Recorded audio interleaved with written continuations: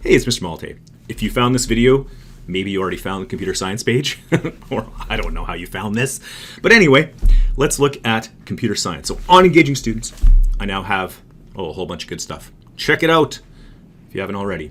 But I have a new computer science page pertinent to this video. Computer science. And if you're wondering, what am I going to do with this new computer science? Well, here it is. I have a list of items you can borrow from us. Robots, microbits, all kinds of fun stuff. And some other pages that are just about those other tools, but ignore those for the time being. So grade 1 computer science, so I've got grade 1, grade 2, grade 3. And how these are all sort of set up is I've got a list of the outcomes. So if you click that, it'll take you to your science outcomes. And I've put computer science, if you look at the bottom tabs, computer science first. But then you can look at your grade level ones. And you can even look at my brainstorming planning document at the end, which is just another tab. So there's all of your computer science outcomes. All of them. There's barely any. You can do this so easily. It's going to be a breeze.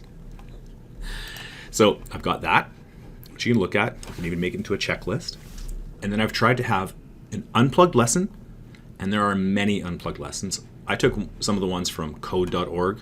Code.org, they have entire units or courses, and some of them are these simple things like drag and drop. So you can take pieces of code.org, or you can run your students through a few of these lessons.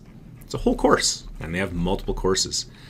And feel free to just pick and choose. Maybe your students just need to work on drag and drop in grade 1. That really helps to do this activity, which is just literally drag and drop. Okay, so there is an unplugged.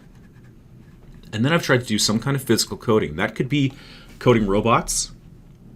But if you're saying, oh, I don't have robots, well, you could borrow some from us. Or hopefully your school purchases at some point. The robot mice are super cheap. They're like $40 to get a robot mouse. Or you could just have students code each other. Or you could program students to walk around and do stuff with coding. So this physical coding doesn't necessarily have to be a robot. It could be a person. It could still be sort of an unplugged lesson. Then we have Scratch Junior lessons. So I have had Ray push out Scratch Junior to all the Div 1 computers, all the Chromebooks. So you just have to press the start menu and or the search key, and it's right there. And we've got an awesome little video in here, and I've got this lesson on how to do it. It's all there for you. So it's not that difficult to do. So there's your grade 1 progression, which really would cover a lot of this stuff. This lesson here talks a lot about instructions. So does this one, which is a lot of the grade 1 computer science. And then in grade 2, I've added some microbit getting started, just the basic microbit lessons, and then something that's tied to curriculum, like a sound lesson that's tied back to your science outcomes. And for grade 3, kind of the same thing, except grade 3 starts talking overtly about computational thinking. So I've got this really good slide deck that talks about computational thinking. I'm going to make a whole video about that in itself. And then again, unplugged, Scratch Junior, moving into CS First, which is using Scratch. And this is so easy to use. It's got all the instructions. You barely have to know anything. You could do this one. But it's nice to do Scratch Junior first so that the Scratch platform looks familiar. Then again, some microbits, moving into like a virtual pet that you could do that, again, ties back to science and the stimuli kind of outcomes that are there.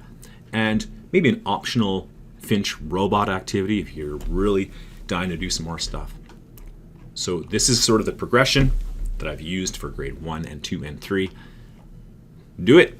It's your curriculum. And it's really fun, actually. So good luck. May the force be with you. Fax me if you need some help.